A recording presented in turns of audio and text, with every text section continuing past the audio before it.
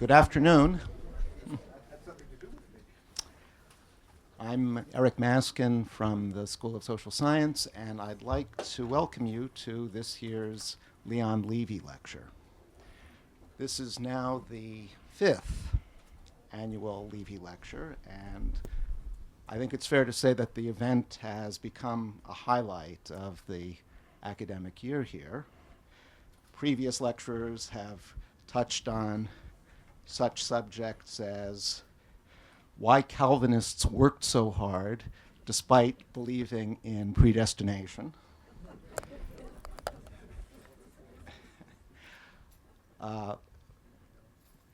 And a couple of years ago, the topic was what happens to Americans when they lose their jobs.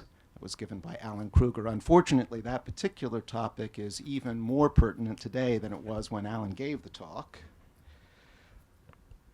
But as you all know, this series is named for Leon Levy, extraordinary investor, extraordinary philanthropist, extraordinary friend to the Institute for Advanced Study, where he was a long-time trustee, president of the board, and chair of the investment committee. Leon was what I would call an intuitive genius when it came to investing. And by that I mean that he had no use for fancy technical analysis of the stock market. In fact, he once said that God created technical analysts in order to make weather forecasters look good. But somehow his intuition, his reading of the mind of Wall Street, as he put it, was uncannily accurate. And this was good for him, obviously. It was also good for the causes that he cared about. And one of those causes was higher education. Clearly, Leon put enormous value on higher education. Not only was he a major benefactor to the Institute, he clearly was that, but also to Bard College, New York University, Rockefeller University, among many others. So I think he'd be very interested in what our Levy lecturer today, Paul Attewell, has to say. Paul is a leading figure in the study of higher education. His work has shed light on what he calls the other 75% of college students, the 75% who do not enter college directly from high school, enroll as full-time students, and remain financially dependent on their parents. Paul obtained his bachelor's degree in chemistry from University College London, his PhD in sociology from the University of California, San Diego. He was a postdoctoral fellow at Berkeley, and he served as a junior faculty member at UC Santa Cruz, later at SUNY Stony Brook, and since 1990, he's been professor of sociology at City University of New York Graduate Center. His topic this evening is right there, mass higher education and the dropout problem. So please join me in welcoming Paul Attewell. Thank you.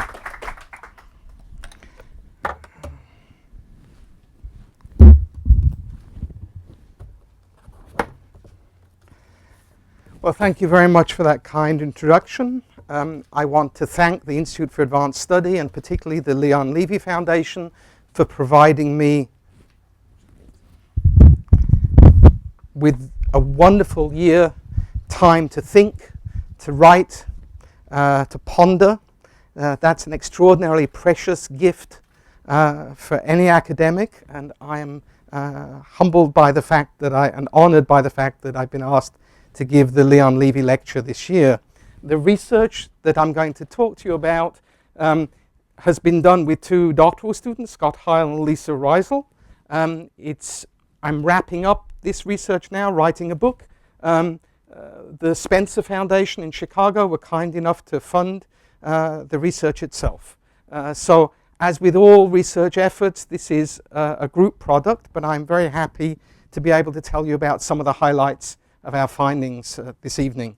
So I'll begin. As you know, there's been a huge increase in the proportion of students going on to higher education, to college and university in recent decades. Nowadays in the United States, we've got nearly 16 million undergraduates at various colleges. That's about double the number that attended in the 1970s. Now, in part, this huge expansion has been due to population growth in the United States, but more important than population is the fact that the percentage of high school graduates who go on to college has increased dramatically in recent decades. And I'll show you a diagram. I'm keeping all the numbers very light this evening, but there are a few. This diagram indicates the proportion of all American high school graduates who go to college. That's the dark line. And as you'll see, that back in 1972, about half of all high school graduates in the United States were going on to college. By the time 20 years later, we were up to about 80% of high school graduates were going on to college. And the most recent cohorts, it's hard to know, because one of the things I'll be explaining to you is that today's undergraduates are delaying some substantial amount of time between when they graduate from high school and when they go on to college. So we don't know yet exactly how many are going, but our best prediction is about 86% of high school graduates in recent cohorts are at some point going to go to a college or university. Now, those were the dark lines. The lighter lines, I want to point out that not only the best and brightest of American students go on to college, about 3/4 of students whose grade points were really mediocre in high school, who had C minuses or below, go to college. So it used to be about 1/4 of high school graduates who had low grades went on to college, and now we're way up above 3/4. So we have a system nowadays that is letting in a lot of students, far more than in the 1970s, of a far broader range of high school academic skills. Views of this huge expansion are very politicized, very polarized, very contentious. On the one hand, there are people who very articulately argue that there are far too many American high school students going on to college. And they argue that we've built something that could be called college for all in America, and that many of the students who are coming to college nowadays cannot benefit from a college education because of their academic problems, that they're not ready for college and that this is a waste. On the other end of this debate that's been going for several years now are some economists. Golden and Katz's book is an example of this. It's called The Race Between Education and Technology. And their argument is that we're sending too few students to college in the United States. Why do they say that we're sending too few? Well, first of all, they look at international data and point out that although the United States was the first in the pack for many decades in sending its young people to college, in recent years, many European countries and some Asian countries exceed the United States in the proportion of their young people who go on to college. They also point to the fact that the earnings premium, that is the difference in the amount of money that you earn if you're a high school graduate compared with being a college graduate, has been getting wider and wider and wider. And for economists, this is a sign that the supply of undergraduates is not keeping up with the economic demand for well-educated individuals in our society.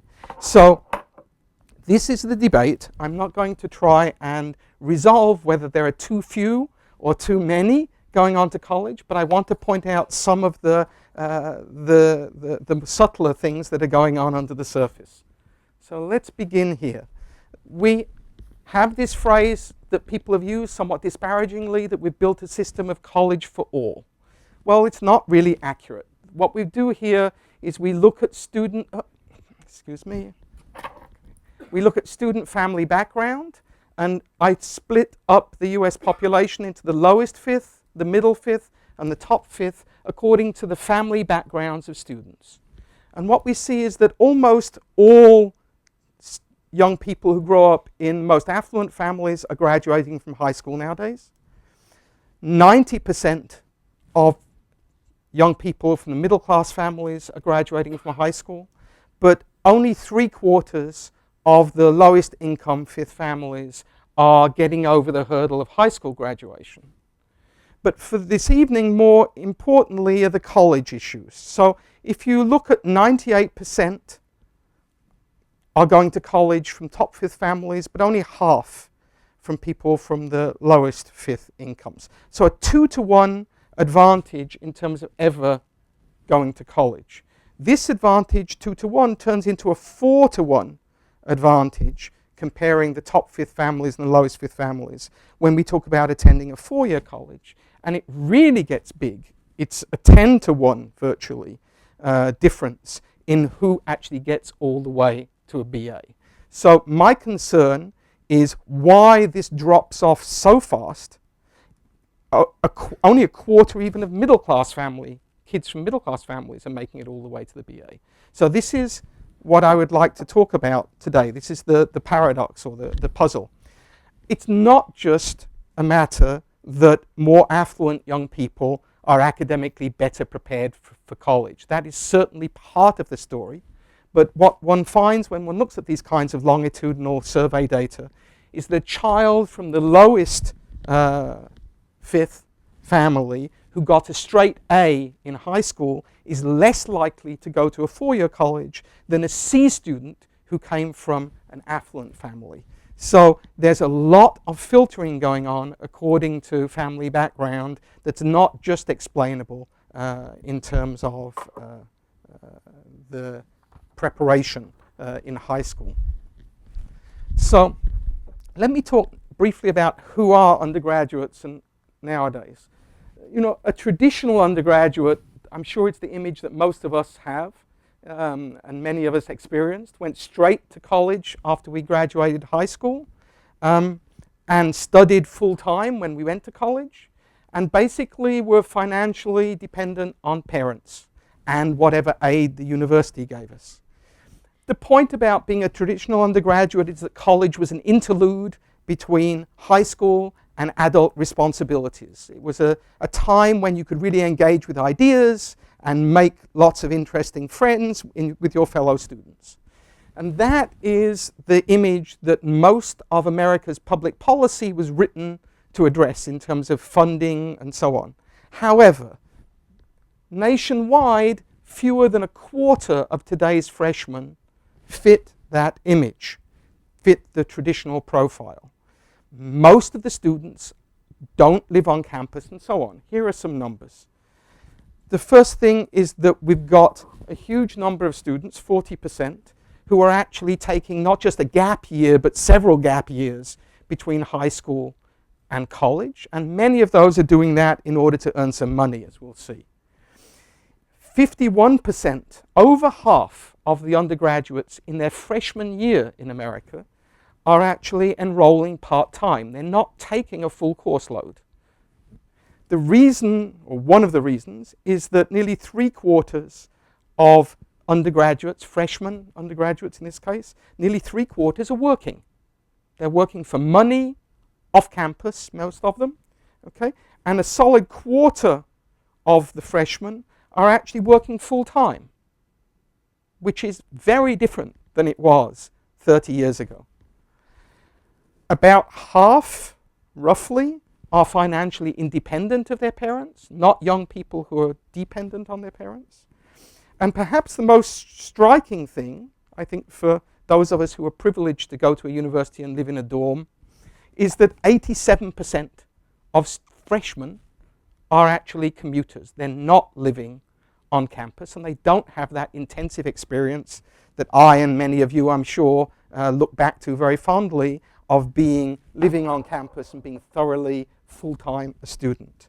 So what does this non-traditionality mean? It means that college is no longer a protected interlude between graduating high school and taking on adult responsibilities. Real life has come crashing in to the universities. Paid work has become a large part of undergraduates' life experience while they're in college. And at the same time, the dropout rate, or the non-completion rate, people who are not getting all the way through to a degree, has gone up considerably. So my job is to try and show you some of the causal factors that we've discovered really result in a lot of students not making it through to the end. So let me start by framing the non-completion problem from one of its harshest critics. This is from the American Enterprise Institute study called Diplomas and Dropouts, and they say graduation rates, by which they mean individual universities' graduation rates, below 50, 40, and even 30% are easy to find, even when the measure is the percent of students graduating within 6 years. So what they're saying here is that a lot of universities are not doing their job. They are setting up the problem as we have good universities and we have bad universities, and the good universities are getting young students all the way through to the degree, and the bad universities are creating bazillions of dropouts. And the policy recommendation that these researchers argue for is that we should shift money away from those colleges that have low graduation rates and shift more resources to those that graduate a higher proportion of their students. So this is one framing of the problem, that it's a problem of good and bad colleges. However, there are some problems about this particular understanding of the situation as good and bad colleges. The first thing to note is that the figures that they quoted, the 30% graduation rates, 50% and so on, only count students who start and graduate at the same college. Now again, if we were talking about 40 years ago, it would make total sense to calculate a graduation rate based on what proportion of freshmen who come to your college end up graduating from your college. But nowadays, nearly 60% of students in America who get a BA, who do make it to the end, started at a different university than the one they graduated from. So most American BAs are transfers. So measuring success as just for the minority of students who start at one place and end at one place is probably not a good way to think about the success or failure of colleges. In addition, the numbers that we cited use a 6-year cutoff from entry to degree, and if you haven't got your degree within 6 years, they say you're a failure, you didn't get a degree. The difficulty is that the average time to a BA now in the United States is over 6 years. It's 6.77 years in the most recent data. I crunched it upstairs before I came down to make sure that I was up to date. And the mean age of a BA now in the United States is 26 years old. So people are graduating on average at 26. Now averages, as the statisticians know, can be affected by the 100-year-old person who graduated last week, but by and large you can still get the idea that this is not everybody graduating at age 20 or 21 as it used to be. So if we take into account these things, we find that longer term graduation rates are higher. We're getting, if we follow students rather than look at within individual universities, we find that overall now about 61% of 4-year college students are graduating within 6 years, and 32% are graduating at 2-year colleges. Those are still low numbers, they're still a problem, but it's not as catastrophic as perhaps some of the earlier slides would suggest. So the question that comes next is, should we think that if students are not completing a degree, they're going to college but they're not completing a degree, should we treat that as a personal failure, or should we treat it as an institutional failure?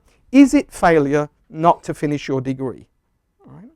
So there are some obvious reasons why one should answer yes. First of all, non-completion is a waste of public resources. If the taxpayer is paying for university time and loads of students are dropping out, that could arguably be considered a waste. Another argument that's made is that this is a tragedy from the perspective of the student who drops out, because they would have earned more if they'd completed their degree. And finally, there's a social justice argument that people make that we should be particularly concerned about dropping out, because many of those non-completers come from disadvantaged families. And so it's not as if it's random who's dropping out. The most disadvantaged, economically disadvantaged parts of our population are the people who are dropping out disproportionately. So these are the arguments why we should view non-completion as a failure. But there is another side of the story that people are less familiar with, and I want to give you that part of the story. No, this other side of the story says it's not an automatic failure if you don't graduate from college. First of all, there is an earnings return to an incomplete degree. If you get halfway there, you're not in the same earnings bracket as someone who is a high school graduate. You earn substantially more. If you get 9/10 of the way there, you earn even more than that. There is what economists call a sheepskin effect, that people who have completed earn a bump above somebody who's almost completed, but basically the longer a student stays in college, the more courses they take, the more they earn. The second reason why we shouldn't automatically think of non-completion as failure is that some students quit college after finding a good job. Let me give you an illustration of a young man who we interviewed for this study. He always wanted to be an emergency medical technician. He had seen too many of these soap operas where they rush out there and save people, pull them back from death. So he wanted to be an EMT, and he went to a 2-year community college for a specific course in being an emergency medical technician. He did well in that course, and like many students nowadays, he got a part-time job based on what he'd been studying. He became a part-time ambulance driver, or actually he would hate it to be called ambulance driver, an EMT. He became a part-time emergency medical technician. He did very well. His employers said, "Would you come on board full-time?" He took a full-time job, and he didn't finish up his degree. Now, more and more we have colleges that have placement services that give students on-the-job experience while they're in college. And particularly among poorer students, and particularly in the 2-year sector, what we are finding is that there are students who go to college, work while they're in college, take the courses with a very career-focused goal in mind, and if that career comes by, they jump. It's less important for them that they finish a degree than that they get the career that they were heading for. There's yet another class of people that people don't really appreciate in education policy. Ever since Benjamin Franklin, America has been absolutely unique in the extent to which the population is involved in self-improvement. Something like over 30% of all adults are taking some courses somewhere to build up their skills. Sociologists call a certain kind of student employees who study. These are people who've got a job when they come to college. 80% of them tell us that the reason they've come to college is they want to upgrade their credentials so they can work their way up and get a promotion with their current employer. 40% of the students who are in 2-year colleges are, 40% of the first-year students in community colleges tell us that they are this kind of employee who studies, right? The other half we call students who work, but these are the employees who study. I hope I got that the right way around. Anyway, they unfortunately, because they've got full-time jobs and they are seriously invested in their present employer, and employers shift schedules on them and do all other kinds of things, these kinds of students who have a full-time job when they hit college have very low graduation rates and skew the numbers. And lastly, and this is the dark side of the force, okay, in our research we looked at what proportion of college students lie about getting a degree. And if you're wondering how on earth we knew that, we had survey data where we had asked people on several occasions, I mean this was national survey data, asked people on several occasions, have you completed a degree? Where did you get that degree from? What was your major? And so on. the federal government went back and looked at all the transcripts of thousands of these students, and the numbers that my colleagues and I calculated, comparing the claims of degrees, show that 6% of BAs are fake, and 35% of the 2-year associate's degrees are not real. Now, you've heard probably of the faking of degrees, where you go to something that sounds like a university and you pay them a few $1,000s and then they give you a credential. Unfortunately, we've had a lot of politicians and others that have been caught with those kinds of things. This is not the same.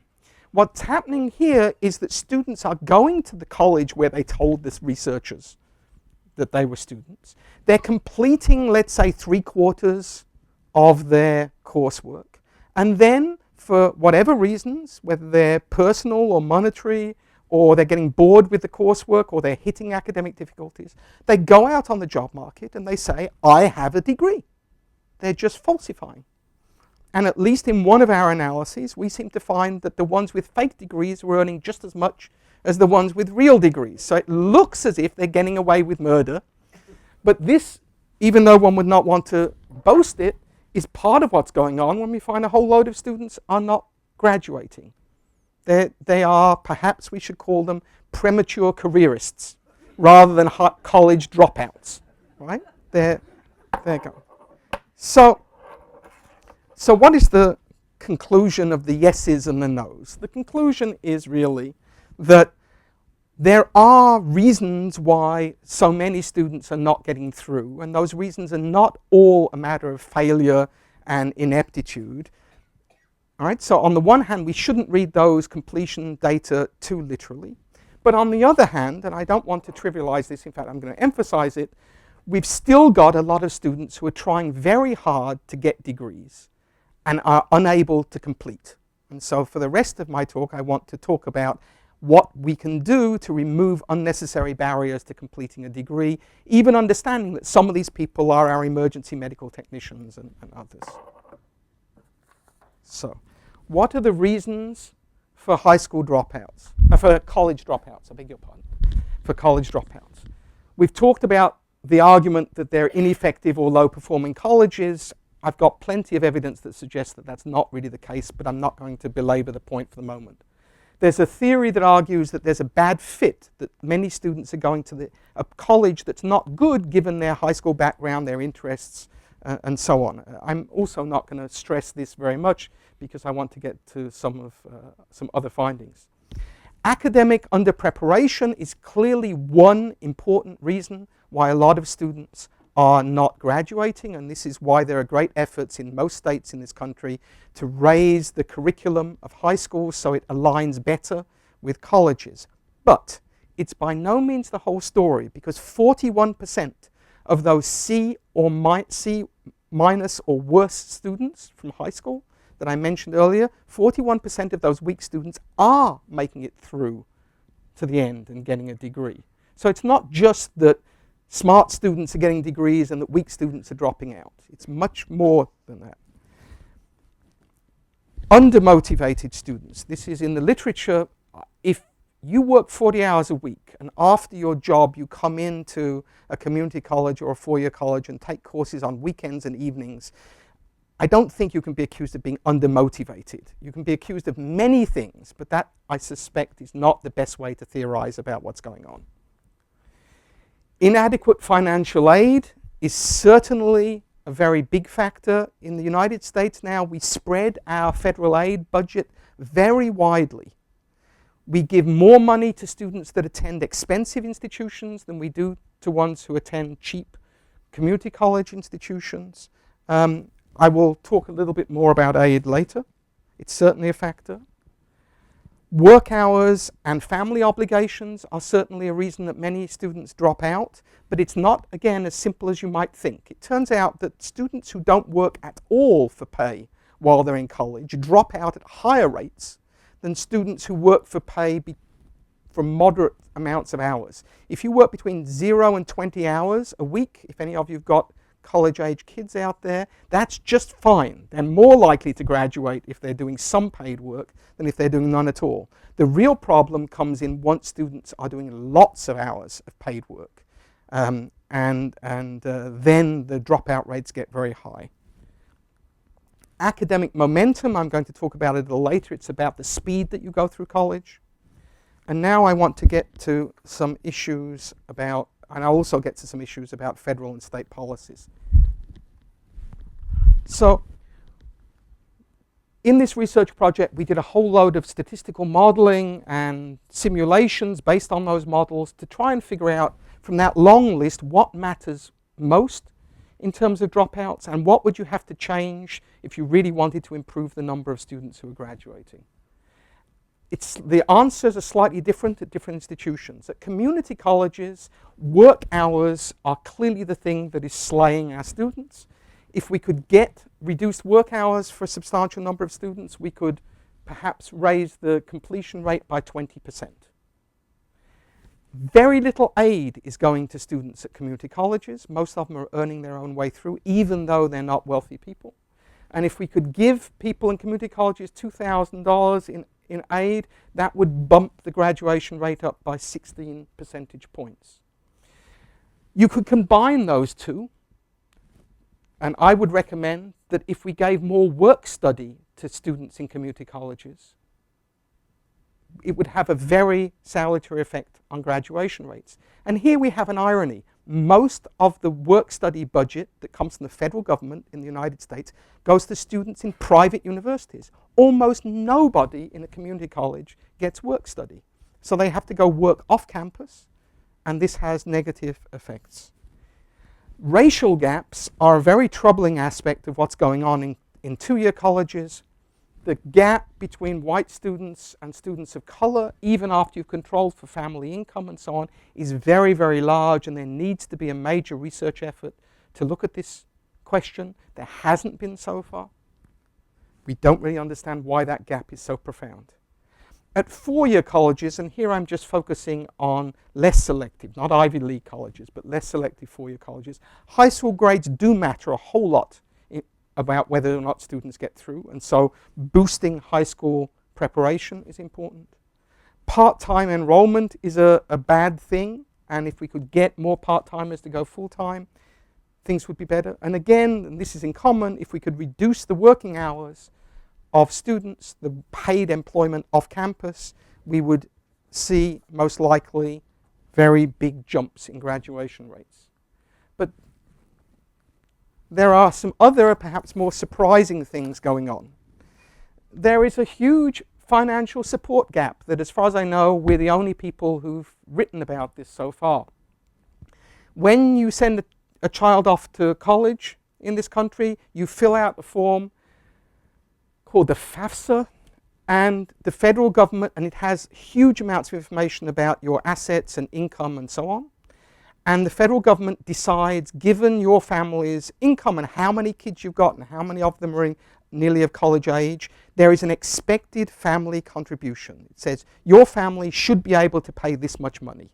And basically the aid officers at colleges then fill the gap after you've paid your expected family contribution, the gap between the cost of the institution and the EFC. What we've discovered is that students aren't getting the EFC from their parents. The federal government thinks, yes, this family can contribute $10,000 a year, $5,000 a year, $20,000 a year. The students are not getting it. So what do we find? These are national data that we've analyzed.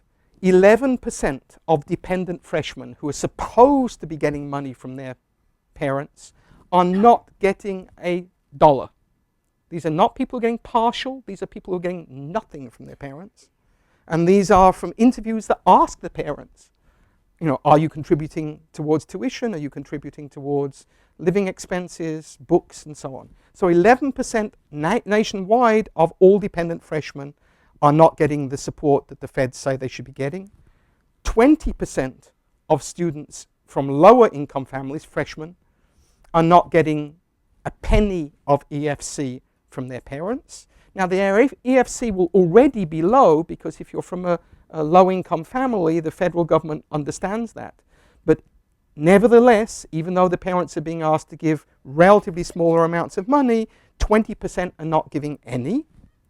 And what I would like to suggest is that this is just the tip of the iceberg, and that what's really going on is that many parents are contributing some money.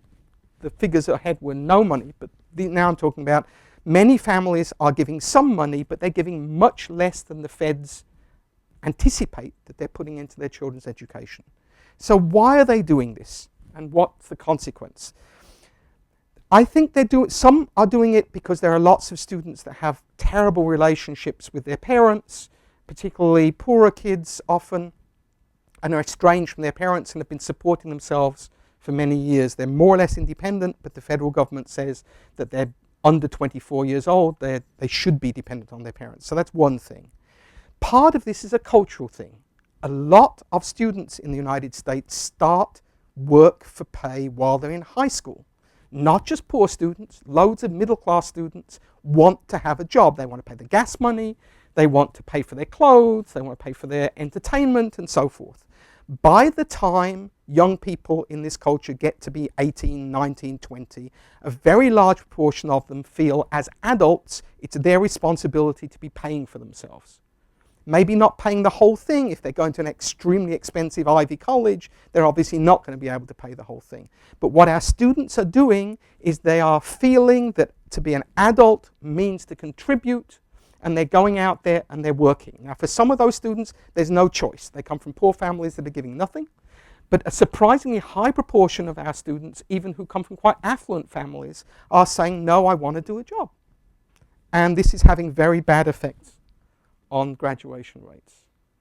There are other issues which I'll quickly go through and get to the conclusion. Over 20% of low-income students can't make their way through the financial aid application that the federal government requires. As a PhD, I've spent at least a week of my time here at the Institute trying to understand the forms and do simulations. It's worse than filling out a tax thing. It's got your assets in there, the age of your dad, and so on. So first of all, it's a monster as a pure paperwork thing. Secondly, if you have been estranged from your parents, you've got almost no hope of filling that out. If you've got, as many students have, you've been living independently of your parent, but your mother or father have been claiming you on their tax forms, they're ashamed to give you the tax form that you'll need to fill out. So we've got 20% of students are not even filling it out. There was a wonderful study done recently, this is not my own research, where the Gates Foundation paid H&R Block, when they're doing taxes for low-income families, to also do the FAFSA form, the application for financial aid. It was a random assignment experiment, scientifically done very well. They got 20 to 25% jumps in the proportion of students from low-income families who were going to college, just because they filled out the FAFSAs for them. A lot of students who the federal government says are dependent on their parents just say, I'm not, I've been independent. If the federal regulations don't realize that, then I don't qualify for aid, and so they just try and earn enough money to get through community college by themselves. They've been independent since they're 17. They turn around and say, I can't do this. And last, but certainly not least, lots of our students stop out for a year and earn money. And then they go into college the next year and they speak to the financial aid officer, and they don't normally earn a lot of money, maybe they earn $15,000. And the financial aid officer says, yes, well, you don't qualify for aid, you earned too much money last year. And the student says, but just a minute, if I go to college full time, then I'm not going to be earning the money that I earned last year. But the federal policy says you treat student earnings in toto against current year eligibility for aid. They're called aid, in our book we're calling these aid traps. So my last point, and I probably should run for the door because the Institute for Advanced Study has got so many wonderful mathematicians that it's almost heresy to suggest that mathematics is part of the problem, but it is part of the problem. So let me explain why it's part of the problem. In most degrees in the United States, if there are any Europeans here, they're all going to be surprised at this. In most degrees, even for a 2-year associate's degree in a subject like massage therapy or medical office assistant or early childhood assistant, even for AA degrees, lots of math is required in the United States. Some of that is remedial math because the students weren't able to do this kind of math in high school, and there are some that are plain math requirements. In Europe, I think we'd lose half of our intellectuals on the humanities side if we went back and had insisted that they do calculus before they could become a professor of literature. But in the US, the liberal arts tradition slams down on these kinds of vocational students as well as everybody else. The fail and drop rates in American colleges nationwide in mathematics are double those for other subjects. And that's not just the math courses for mathematicians, those are the math courses for non-mathematicians and the remedial math and so on. If you want to be a massage therapist and get an AA, or you want to work in a daycare center and have the credential you need, you better know how to factor polynomials, solve simultaneous equations, and understand logarithms and half-lives. I don't know how many of you have done any of those kinds of mathematics in recent years. We've got fairly good studies in the United States about what kind of math is actually used in what kinds of jobs. Most people in this country do not use anything beyond arithmetic. Even most college-educated workers don't use anything much beyond arithmetic. But we're requiring tons of algebra and even make-up algebra for students who are aimed at very specific vocational degrees, and we're requiring it of people who are great in the humanities and music and the arts, but really are math phobic. They have to struggle through and get through these kinds of things.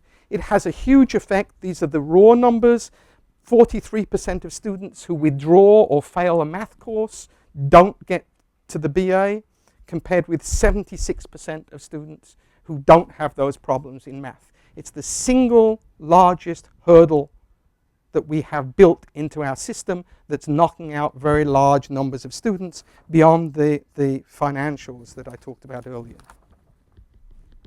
I think I should skip this by saying that the result of all these difficulties, the difficulties with math required courses, the difficulties over stopping out for money and so on, is that many students are going part-time, are delaying, are not enrolling in summer school.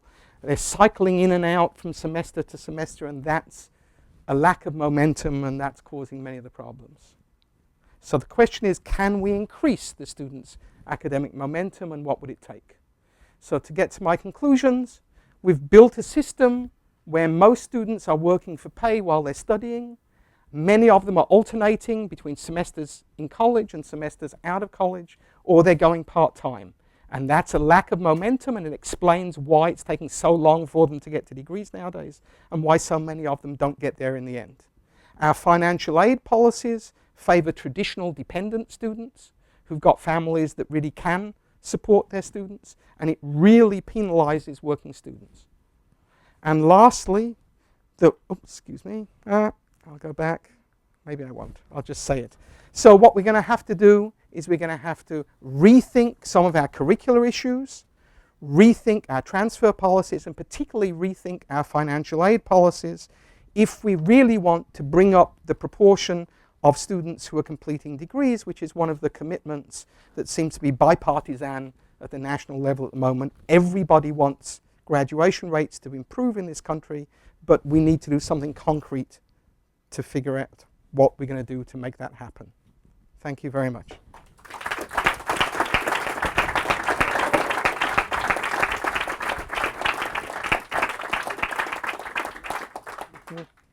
We have time for some questions, but let me just mention that when we're done with the questions, there will be a reception at the coffee bar adjacent to the dining hall. But, Please. Yeah, the implication of your presentation is that other countries don't have the same dropout problem. So can you comment on Sure. comparative analysis? Yes. And can I just add one other thing? Mm-hmm. The premise of your presentation is that college education is by definition good because it gives you more money and jobs. course, not to belittle the point by saying that Bill Gates and Steve Jobs never completed degrees, but is it possible that we have sort of like a degree inflation problem where the only reason why you need a college education is because with scarce, I mean, with unemployment being what it is, employers are just raising the barrier to getting a job? Yes, is the short answer to the last part of your question. So let me go through both. There are many good things about the American model of doing college level work. There are many Europeans, myself included, I went through the British system, found it very narrow and constraining. You apply to one particular degree program. In my case, it was chemistry and computer science. You do nothing but that for the years that you're an undergraduate. You never hear a hint of the humanities, and you graduate. So there are good things about the liberal arts and requiring breadth requirements and so on. But there's a bad side to it too, and the bad side is what I've tried to express today. That what you do is that you are making a lot of students who actually have fairly narrow vocational or other interests do a lot of stuff that they're really not very good at and that they're not going to use. And there are huge numbers of math courses being taught in this country by bored faculty members to students who are even more math phobic, and cost millions of dollars to put on. So that's the comparative part that we could do with going more towards majors. And certainly we've dropped Latin, we've dropped Greek, we've dropped religion and ethics, which were all the 19th century canon, but we kept math in almost every level of institution. That's the point. Now, your larger point about, look, do people need college degrees and so on? I think, first of all, I've talked about college degrees here just from the economic side. There are clearly great values to college that are not just job skills, and I regret that I didn't have time to go into the citizenship education, the turning out people who know about their place in the world and so forth. So that's a value for people who go to college anyway. And in a previous book that I wrote, I talked about how parenting changes when poor students go to college and how that really pays off in the next generation. So there are many payoffs besides the purely economic one. But your larger point is quite correct, that we have a signaling function in the United States about going to college. And if you go and get an AA, you're better off than someone who stopped with their high school diploma. And if you get a BA, you're more likely to get a high-paying job than someone who stopped with an AA. And so we have a signaling function, and it's not clear that what you learned in college is very important. It's a filtering device that's going on. So there are lots of interesting theories about how that works and so forth, but maybe I should let anybody else. Are there other questions? Please. I'm not certain of my facts here, but so I'll state that early on. The unions in education, public education primarily, are extraordinarily strong. And I'm wondering, to what extent is there any data that would show mathematics is being preserved because of those who are already inside want to pull up the drawbridge and require courses to be taught, therefore preserving jobs? I understand the question. I think that, how to put this, I have been on non-unionized campuses where the slightest suggestion that the breadth requirement be reduced from 2 mathematics courses to 1 mathematics course caused an enormous social movement among mathematics professors who were very anti, if not non-union. So I don't think it's purely, I mean, it may be true of unionized faculty, but I think that this is a larger cultural thing. We have, and why mathematics, you might ask, and why not English literature or something else? And I think that mathematics plays a very unusual role in our culture. People flunk math from elementary and middle school on. It's the subject that has the toughest grading of all the subjects. There is a capacity of teachers in mathematics to say there's a right answer and a wrong answer, and if you get it wrong, you flunk. Right? So it's the big subject filter. I don't think it has anything intrinsically to do with mathematics. Most real mathematicians are horrified by going through Algebra 2.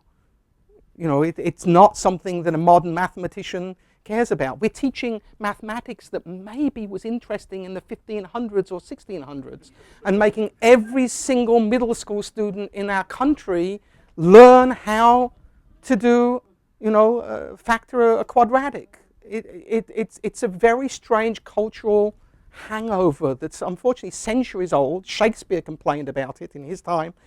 But now that everyone's got to get all the way to college, you can't leave high school at 13 and say, I'll never do math again. Suddenly it's going to come back to you again and again and again as you make your way towards law school or whatever particular subject you want. Please. Actually, I thought that there was a different aspect to this, because I have read that with immigrants whose first language is not English, math is their strong set. So can you talk about where that fits in? Sure, one would not want to deny math to students who are good at it and want to take it. And there are certain majors where math is absolutely critical. I mean, economics, you know, and most of the sciences and so on. Immigrant kids often go into those majors because they are playing to their strength. They understand that some of them, that their written English is not so great and that they're better at technical subjects. So those technical subjects are important and they provide an opportunity. What we have done, though, is we've built a system in the United States where we want people to excel across the board. We want them to do well in a liberal arts context, in the humanities, in math, in sciences, and so on. And for the elite universities, there's no reason why we can't have those expectations. All right? The students come out of high school with very strong backgrounds. They wouldn't get into the Ivies if they hadn't got an SAT in math above this high and so forth. So in those colleges, it doesn't do any harm. What's odd is that this is a tradition that's been carried down from the elite universities and is now down at the level of 2-year and public 4-year colleges and so on, which is having some deleterious effects on some students. Please. I wanted to ask you why you are not suggesting any kind of support, academic support, rather than financial support. Because from my experience, when students confront difficulties in colleges, they could be helped academically, and some of them will do very well if they get academic support, which they don't because of financial reasons. So it seems to Okay. be an issue you haven't discussed. No, it's a perfectly fair question. I guess the reason I didn't talk about that is that is actually mostly where the field is going. So, you know, the Humpty Dumpty nursery rhyme that when Humpty Dumpty fell off, they needed horses and men, and then they couldn't put him back together again. So the solution is we need more horses and more men, right? Our math and remediation systems are broken, and the normal response is if only we could figure out how to do remediation better, if we only had more math tutors, if we only just added more and more and more resources, we could manage. And that's actually the main way that most universities are responding to this. My own feeling, I guess, is a little bit more heretical. I feel like we should really have a reason for requirements.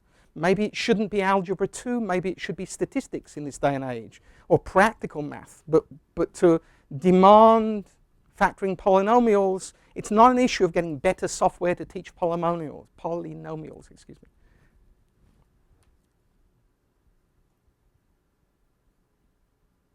Well, maybe one of the issues here is that in terms of the political support behind increasing enrollment is really that they want more scientists and engineers and stuff, and people worry that women are not enrolling in science and engineering and stuff like this, and so saying, okay, we're going to drop or downgrade our math requirements is going to create a whole bunch of people who are going into the system but are not able to, don't have the skills to major in the sciences. And so what about that? That's a very good point, and I think the issue is one has to be judicious here, right? Are the scientists going to come out of community colleges and unselected who are trying to get those degrees? I don't think so. So we don't have to sort of do a kind of all of America needs to do, you know, I mean, there's a real effort that says everybody should now be doing trigonometry, not just algebra 2 in high school. We should be having a much higher proportion of our students doing calculus in high school and not coming to college until they've done calculus. This is a very blunt instrument. It's like I mean, we could say we want more Olympic medals and everyone's going to do, you know, much more athletics in high school too. We tend in other areas to turn around and say, find the people who are talented in this and then throw money at them, right? And it would make a lot of sense for us to fix the broken math science pipeline in college among students who are already fairly strong, I think, rather than this strange way of hoping that if we pushed it back further and further, we'd increase the number of people in the STEM disciplines. You've talked a lot about why you think people drop out. What are the statistics of what people say as to why they drop out? When you interview them, people stress very strongly the financials, which is why I also did. They say basically, you know, it got too expensive for me to stay in. And we have, I couldn't do it in this presentation, but we did like 100 interviews with students, most of whom were dropouts. And some of the stories are very wrenching. I mean, you know, students who had 2 jobs and were living with a single parent and who couldn't afford the textbooks, which are very expensive nowadays. And who said to parents, you know, could you cough up $300 for my textbooks this semester? And the parents sort of said, you know, what do you think I am, made of money? I mean, some of these are very pressed themselves financially, the parents. But we have a number of stories where people are very specific about how they weren't able to manage some semester, and they tend to withdraw. And if you withdraw, then you've wasted your investment in tuition or your scholarship. You can lose your scholarship and so forth. So then they go out for a semester and they work like crazy, and we tax their earnings worse than we tax the earnings of a well-to-do parent who's paying for the kid. We have a very upside-down system at the moment that doesn't reward hard work on the part of students, but actually rewards you for having affluent parents who are putting a lot of money in. We just passed a big law in the last few years about a tax deduction for going to college. Now, as a parent with a kid who's going to a very expensive college, I'm delighted that there is a tax deduction for the tuition that we're paying. But I have to admit that when I get away from my own narrow self-interest, wouldn't that money have been better spent giving work study to students from poorer families than letting me have a break who probably would have struggled through and got my kid through college anyway? So we've forgotten, I think, how uneven, how tilted the playing field is of going through college. So, please. Do you see the proliferation of internet programs changing that? Because some of those are at lower cost. Some are, although actually the biggest growth in higher education in the United States is the for-profit sector. And lots of minority students are going to those colleges, and some of them are online colleges, as you know. And they're taking out big loans, and they don't have graduation rates much different than the publics. So ironically, we've got a problem of students are trying to find alternative ways to fit their life work, their employment and going to college, to fit them all in together. And distance learning has some promise, but at the moment, most of the students who are doing that distance learning are actually paying quite high tuition costs for it. But it certainly has great promise. There are some countries, the Open University in Britain, for example, which are very low cost for online degrees. I think in view of the time, we should defer further questions to the reception, but I would like to thank Paul again for... Thank you.